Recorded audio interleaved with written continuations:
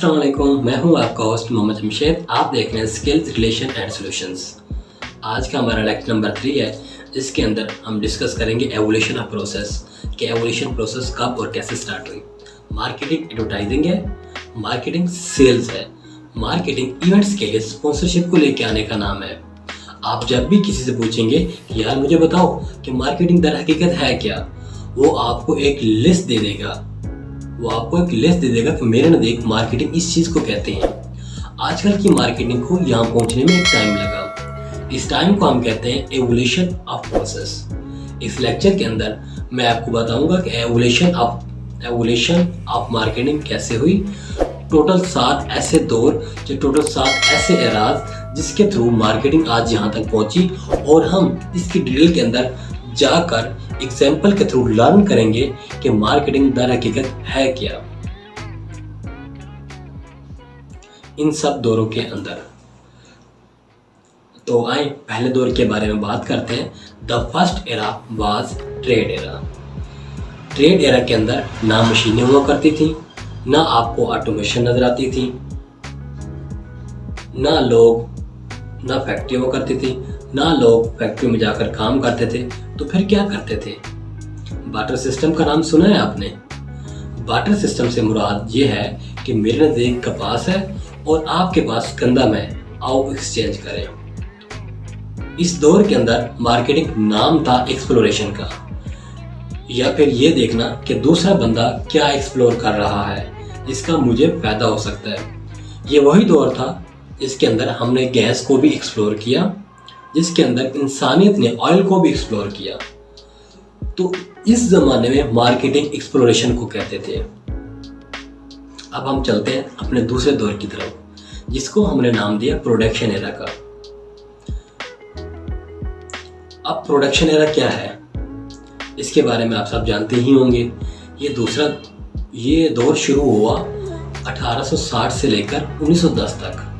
इस दौर के अंदर फैक्ट्रीज लगी, मशीनें लगी, लोग फैक्ट्रियां जाना शुरू हुए।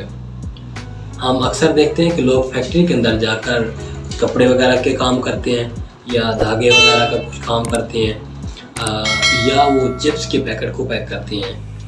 ये सब इसी दौर में शुरू हुआ, ये इसी दौर के अंदर हुआ। तो मार्केटिंग का फोकस क्या था प्रोडक्शन एरा पे? मार्केटिंग का फोकस ये था कि प्रोडक्शन एफिशिएंसी को बढ़ाकर जो इंसान दिन के अंदर 10 पैकेट पैक कर रहा है, उसकी एफिशिएंसी को बढ़ाकर 20 तक किया जाए। जो इंसान दिन के अंदर एक कपड़े एक थान बना रहा है, उसकी एफिशिएंसी को बढ़ाकर 2 या 3 पे कन्वर्ट कर दिया। अब हमारा दौर आता है तीसरा, जिसको हम कहते हैं सेल्स एरा, जिसको हमने नाम दिया है सेल्स एरा का। ये दौर शुरू हुआ 1920 से लेकर 1930 के दरमियान। जब आपके पास प्रोडक्शन हो गई, प्रोडक्शन तैयार पड़ी है, तो कंपनी ने ये डिसाइड किया कि हमें ना कुछ लोग हायर करने चाहिए जो हमारी प्रोडक्ट को ले गए और अलग अलग शॉप्स में जाकर सेल्स करें। तो इस दौर को हमने नाम दिया सेल्स एरा का। तो you need a sales person. वो कंपनी के अंदर लोग हायर करते, उनको प्रोडक्शन के बारे में बताते, और वो लोग कंपनी की प्रोडक्ट को लेकर दूसरी जगह पर सेल्स करते। इसको हमने नाम दिया सेल्स का।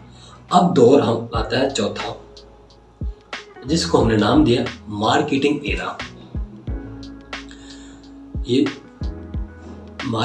एरा। ये दौर शुरू हुआ 1940 से लेकर 1950 तक, जिसके अंदर मार्केट वालों को एहसास हुआ कि यार सेलिंग और प्रोडक्शन ही खाली मार्केटिंग नहीं है, हमें ब्रांडिंग की तरफ भी तवज्जो देनी चाहिए, हमें इश्तिहारात भी बनाने चाहिए। तो मार्केटिंग का नाम दिया गया ब्रांड डेवलपमेंट का, जिसके अंदर लोगों ने ब्रांड बनवाए, लोगों ने इश्तिहारात बनाए, लोगों ने पैम्फलेट बनाए। अगर आप देखें तो आपके घर के बाहर छोटी सी दुकान है, वहाँ आपको एक ब्रोशर्स मिलता है, वहाँ आपको एक पैम्फलेट दिया जाता है कि आया कि हमारे पास खाने की ये चीज़ें हैं, आप ये चीज़ें खा सकते हैं, और उनकी प्राइस लिस्ट भी दी जाती है। इसके बाद हमारा अगला दौर आता है मार्केटिंग कंपनी का। ये दौर शुरू हुआ 1960 से लेकर 1990 तक। इसमें क्या हुआ, इसमें प्रोडक्शन के लोग, सेल्स के लोग और ब्रांड डेवलपमेंट के लोग इकट्ठे एक टेबल पर बैठे और इन्होंने ये डिसाइड किया कि अगर हमारी कंपनी को बेस्ट प्रॉफिटेबिलिटी चाहिए तो हमें इकट्ठे मिलकर काम करना पड़ेगा। मतलब एक जहाँ होकर हमें काम करना पड़ेगा। तो फिर सारे कस्टमर की स्ट्रेटजी बनने लगी और hence it is called the marketing company era. इसको हमने कंपनी एरा का नाम दे दिया गया। इसके बाद आता है हमारा अगला दौर, जिसको हमने रिलेशनशिप एरा का नाम दिया गया है। कंपनी ने जिसे प्रॉफिटेबिलिटी की तरफ सफर किया तो 1990 के दरमियान इनको ये पता लगा कि कस्टमर के पास ऑप्शन बहुत ज्यादा हैं, तो खाली ब्रांडिंग और सेलिंग ही हमारे काम नहीं आ रही। जब खाली ब्रांडिंग और सेलिंग हमारे काम नहीं आ रही तो इसका क्या हल हो सकता है? Then what was is the answer was relationship era। Company ने ये डिसाइड किया कस्टमर के साथ दोस्ती करो। कस्टमर के साथ क्या करो? कस्टमर के साथ दोस्ती करो और कस्टमर के साथ हाथ बढ़ाओ। ताकि वो इवेंचुअली आपके साथ लॉन्ग टर्म के लिए रह सके, आपके साथ लंबे अरसे के लिए रह सके। ठीक है, ताकि अगर आप कस्टमर के दोस्त हैं, ये कस्टमर आपका दोस्त है, तो वो कहीं और नहीं जाने वाला, वो हमेशा के लिए आपका ही कस्टमर बन के रह जाएगा। और फिर दौर आया सोशल मीडिया मार्केटिंग का, जिसके अंदर मैं और आप सांस ले रहे हैं। ठीक है, तो कंपनी ने ये डिसाइड किया, ये दौर जो सोशल मीडिया का स्टार्ट हुआ 1910 से लेकर और आज तक, कंपनी ने ये देखा कि डिजिटल टेक्नोलॉजी आम हुई है, तो कंपनी ने देखा कि रिलेशनशिप अब हमें डिजिटलाइज की तरफ करना चाहिए।